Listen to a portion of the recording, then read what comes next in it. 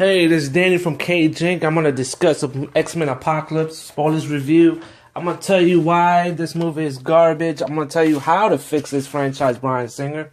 I'm gonna tell you every little detail of this movie, much as I can. Probably just some details I'm not gonna give you because it was just boring to even bring it up. First of all, in the beginning of the movie, I'm not gonna lie, the first 15-20 minutes was strong. It was good. We have Apocalypse in his tomb in Egypt, giving you a little intro, like, okay, he's transferring his body, well, his soul, his essence, to another mutant body, because every 1,000 years, he needs to transfer his soul to stay alive, and plus, when he has captured another mutant to transfer his body, his essence, his soul into another body, it's pretty much, he gains their powers, so that's why he's like, this big, badass, apocalyptic monster, that's what's called Apocalypse. One of the biggest, baddest mutants in the X-Men franchise. I would suggest that X-Men franchise could actually, elaborate on his character in today's comic books. And, yeah, there's something called Apocalypse War, but I think they could do more than that. Yes, I have grew up in the 90s watching all these different cartoons. One of them is the 90s X-Men the animated cartoon. Amazing show. I watched some of that 2000 X-Men Evolution, and I was like, okay, well, that's cool. That's nice. So, the beginning of the movie kind of captured a little bit of those cartoons in the comic books, like I was telling you. And we fast forward in the 1980s now. Professor X has his mansion run by Beast, and he has other people helping him out. He has a large amount of students going to there, and we see Jean Grey is in there. We see Scott Summers. Scott Summers pretty much was getting bullied by someone in his actual school and where the human beings are at. Non-mutant school. And he runs into the bathroom. His eyes is itching.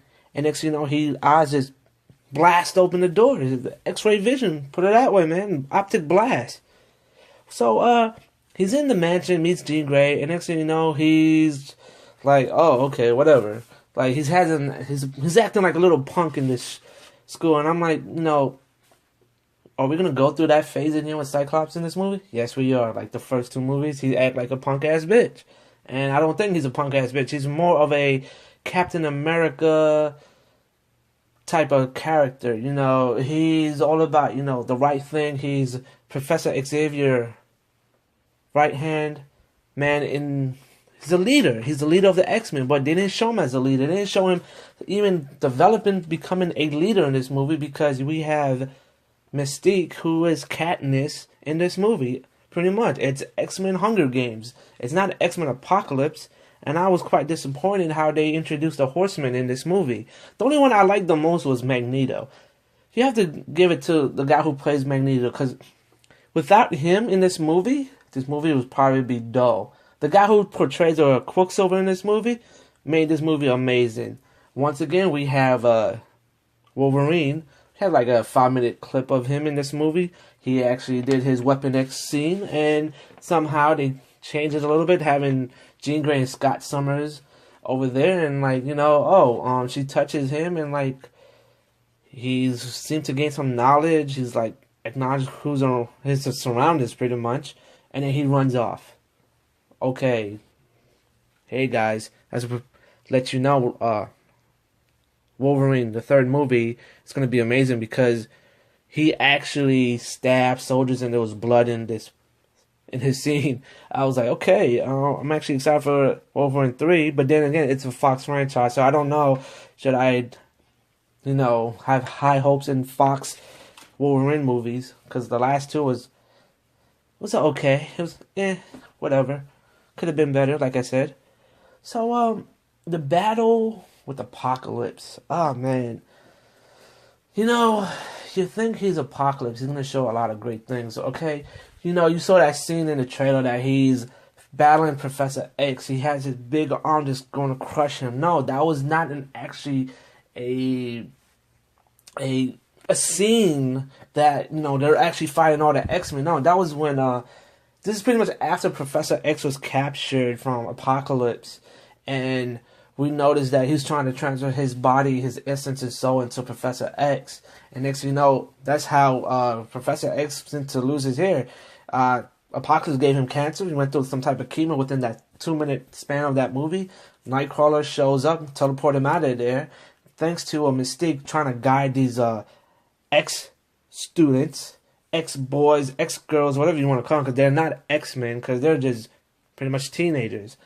I think that, Jennifer Lawrence seemed to have this huge ego because she didn't want to be Mystique. Like, she played as a Mystique character, but she wasn't Mystique from the comic books. She didn't transform into Mystique. She was Katniss all the time in this movie, giving random inspirational speeches to different group of people here and there, and she's like a postal superhero for all mutants out there because of from Days of Future Past.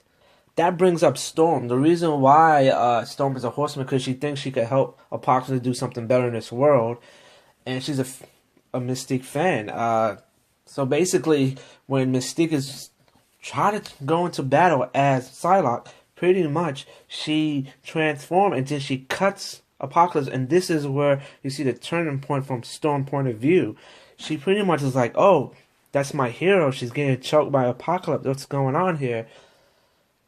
She pretty much seemed to notice what everybody else is trying to do. So she actually turned on him. Magneto turns on Apocalypse because Mystique talked to him too and told him like, oh, I'm here for my family and friends. What are you doing here? Are you going to help us or not? Are you his side or our side? And, Quicksilver is there, should say, yes, I'm here. Because remember in the trailer, you see that, oh, he knows that Magneto is his father. So you think, oh, right that moment, he's going to tell Magneto, oh, I'm here for you, father. They could have some type of show back some humanity into Magneto, but he was like, I'm here, for friends, family. And then that's when he just runs off. I was like, wow. He tried to fight Apocalypse a little bit. And I was like, man, Quicksilver scenes were pretty cool. That's what pretty much saved this movie from becoming a total F. I would assume this movie would have been at A, but, it's hard to tell you why this could have been so much better. If I have so much different ideas, it would have been better for Hollywood to listen to us critics out here. So backtrack to the infamous battle between Professor X and Apocalypse. You know that I told you, they're battling out. It was pretty much in a dream connection that they have because since Apocalypse had connected with Professor X and he's calling him out, so Professor X goes in his mind, and that's where the battle happened. It was in their minds. It wasn't actually out there where you see it, Magneto and Storm and Psylocke and everybody's fighting outside. Nah, that was in their minds. So pretty much, Apocalypse grew big and squashed him, and that's when Professor X is like, okay, I need Jean Grey to unleash her full potential powers. Yes, this is pretty much a glimpse of her Phoenix powers. Honestly, Bryan Singer seemed to have something so hold over like the Phoenix. He wants to do the Phoenix movie from what I'm understanding here because the 90s was all about Phoenix. So I think that Bryan Singer is going to do the next X-Men movie about the Phoenix or the Dark Phoenix, one or the other. And that's something else that you might have to do your own research to find out, or you just go and watch the 90s cartoon X-Men animated series. So basically, Jean Grey unleashed her power on Apocalypse and killed him off. But it's so funny. I mean, Apocalypse have this huge force field over him, right? Storm turns around here, Magneto turns on here. Psylocke, she had a 2-minute battle and she disappeared. Same thing with Angel. I mean, you saw him in the beginning of the movie fighting the Blob, was passed out on the floor. And Nightcrawler and him going at it. Nightcrawler could teleport him out of the cage, but that didn't happen. Mystique saved him. But back to Angel, who transformed into Archangel, was just retarded how they did that. I think you could have been more in depth. You could have given this guy more lines who portray Angel, Archangel.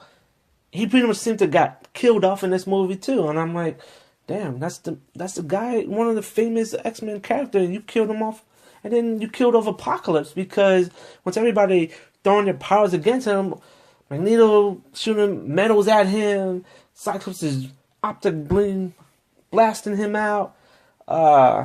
Storm comes down with a thunder lightning bolt on him. That wasn't enough until Jean Grey unleashed her powers, and you see this background, a shadow flare of Phoenix comes out a little bit, and she just unleashed the power on him, and he just pretty much gets incinerated. He's dead, and I'm like, you cannot kill Apocalypse. That makes no sense. That's the biggest franchise bad guy for X-Men. How you gonna do that so early in this franchise? Yeah, we're 16 years into the franchise, but that's one of your main characters you don't kill off. The reason why MCU have not killed off Red Skull, Loki. Supposedly they killed off Ultron, but we don't know that for sure. But you killed off Apocalypse. He could return into future X-Men movies and X-Men spin-off movies too. When I say you could do a spin-off on Apocalypse, you could have actually did Apocalypse Origin like you did Wolverine Origin, because there's a whole story about him in Egypt, how he is now, how he was a teenager, all the struggle he went through, and realized pretty much he is the very first mutant at that time. So they could have developed a great story, another movie off of him, but they killed him off. I mean, honestly, the only way I could think of they fixing that problem is another time traveling story involve Cable and Bishop. And they could talk about Mr. Sinister, as you see in this clip. Mr. Sinister supposedly is in the ending credits. Well, not him exactly, but you see a suitcase with soldiers walking by, And next thing you know, it's like, oh, they grab all these vials of Wolverine blood samples, and they head out. It says Essex Corp, meaning that Mr. Sinister, his real name is Essex. But Mr. Sinister is another mutant that was involved with Apocalypse 1,000 years ago, from what I remember. If not, maybe the early 1600s. Once again, you wasted another character you could involve in this movie. You could have gave us Mr. Sinister, you could have gave us Cable, you could have given us back Bishop. Nope, you didn't. You didn't have to do a whole scene of Jean Grey and Cyclops as young teenagers. You could have made that as a flashback, saying, oh, this is how they met each other. Professor X talked to Jean Grey in the past about her powers. If you want to introduce the Phoenix Force, you could have introduced the Phoenix Force as she's an adult, not a young teenager, a high school kid. And that would have been another movie right there for X-Men's franchise. Phoenix Force. That would have been the title. Could involve Cable. Again, you could involve Bishop. You could involve even Apocalypse in the second movie. But, this Apocalypse movie was inconsistent. It was rushed. If you had no comic book background on this movie, no, you didn't watch the 90s or 2000 X-Men animated series, you wouldn't have an idea exactly, okay, what's Apocalypse all about. You didn't know that, oh, he's this big badass mutant who has 7 different type of powers, telekinesis. He could grow. He could show his agility. He's almost fast as Quicksilver, but they overuse Quicksilver in this movie. He's not that fast what they show in this movie. I mean, they made him fast as the Flash. Hey, they're both speedsters, but I'm gonna tell you right now, he is not fast as Flash from DC comic books. If you don't believe it, there's actually a search on YouTube, Flash versus Quicksilver, that tell you every detail about why the Flash beat Quicksilver. If I was making this movie, I would have started off Cable. Yeah, introduce Cable. You didn't have to tell everybody Cable's gonna be in this movie. Just hide him in. He's a secret character. Because when you saw Deadpool, they pretty much told you, oh, Cable's gonna be in the second movie. and it's still under Fox Studios. You would assume, the whole rumors about Deadpool movie, the new X-Men movie, was out there for the last, year and a half. They could have talked to each other and said, look, how do we introduce Cable? We could introduce Cable in this X-Men Apocalypse movie because Cable is a very important character against Apocalypse. And you would have introduced Bishop again. He's always been a time traveler, back and forth. Days of Future Past, like what you saw. Cable would have been a great character to have in this movie. You could have had a young adult Jean Grey Cyclops. You would have Iceman as a grown adult. Days of Future Past, you think it's going to be it was the soft reboot to X-Men franchise when you think about it, because at the end, you see everybody's alive. And the guy who portrayed Beast in X-Men 3 Last Stand, Kelsey Grammer, excellent. Because the Beast in this movie, get out of here. He's trying to be like, I'm the Hulk. I know how to control my Beast form and all kinds of so you're not the Hulk. Beast never... Once you turn into Beast, you stay as Beast. You can't continue the same thing from X-Men First Class and Days of Future Past and saying, I can control... No, you can't. Once you turn into Beast, you were a Beast. That's it. And Mystique, come on, get out of here. Katniss Hunger Games was in this movie throughout every part of this movie. Every scene. She only had maybe 1 or 2 scenes as looking like Mystique from the cartoon or the comic book. But no, she was Katniss. First of all, Katniss is not a leader of the X-Men. Katniss is in Hunger Games. Okay? Mystique do not become a leader of the X-Men like they did at the end with their nice fancy suits resemble of the 90s cartoon comic book series.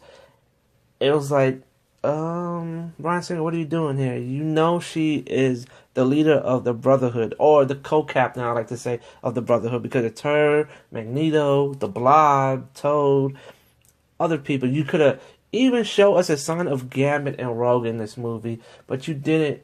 You screwed that up. You did not even give us a strong horseman. Once again, they're underused. Horrible. You did not even give them great lines. Psylocke probably talked twice. I don't even remember Angel talking, or as Archangel. Probably 2 lines again. Storm, she had a slight few lines. You didn't really develop her character the way it should be. This was pretty much the worst Professor X in this movie. Underused. When he was in that Dreamland psychic mind-to-mind battle with Apocalypse, could have shown so much better. Not just, hey, you're in my domain now. Punching kickers and next thing you know, you get squashed like a bug. Really? Get out of here. You could do so much better with that. Fox, you have the money and you failed to execute every character ability. Bryan Singer, you failed. We need a new director, new producer. At this point, Marvel should just say, yo, Fox, we're going to need to buy back our characters. You could have a partnership with us, just like Sony is having a partnership with us favorite superhero, Spider-Man, that was in Civil War. If Fox and Marvel could make this deal, I could see such amazing things. We don't have to have half-ass stories from both sides, because Avengers can use certain characters. Marvel cannot use certain characters in a movie because it's part of Fox. And then Fox could use the full potential of the mutant theory and involve other people in this franchise, but they keep screwing it up. For example, you could have Wolverine teaming up with Captain America. You could have Wolverine versus Hulk. Yeah, that's his first appearance, was in a Hulk comic book. Wolverine versus the Hulk. Plus, they could expand on the X-Men franchise more than just, I said, Apocalypse Origins, or we got the Wolverine Origins. They could show us X-Factor, New Mutants, X-Force, and Generation X if they wanted to at this point. But they failed. I mean, you could have given us Sentinels in this movie. You did not. I don't understand. You guys did not use enough CGI, or are you guys being cheap? Is Bryan Singer not giving you what you need to make the movie the way it is. I don't understand. Where did you guys come up with this story? The plot got weak from the second and third part. The beginning was great. This movie should have introduced us a young adult Cyclops, Jean Grey, Cyclops' brother, because you already showed him in First Class, but you could have said, oh, he's actually younger than Scott, but you made him older. Fine, keep him older than Scott. We could, ignore that, but we know deep down he's not older than Cyclops. Cyclops is the eldest brother. And can we finally have Beast being Beast, not transforming back and forth? Let him just stay Beast. Let have Mystique stay Mystique. These are my ideas. They could actually execute and expand to this X-Men franchise. I hope you guys understand what I'm talking about. Have a good day. Mystique impersonates you very well, Mr. Worthington. Worthington is no more. Now there is only Archangel. Let the world beware. The old world passes away. Together we shall forge a new one in fire and blood. The future is transformed. I am the instrument to purify you. The evil human and mutant must be cut away. You shall let me tear down the old order. Those who oppose me shall perish through my legions of destruction. Famine, pestilence, war, and my greatest creation,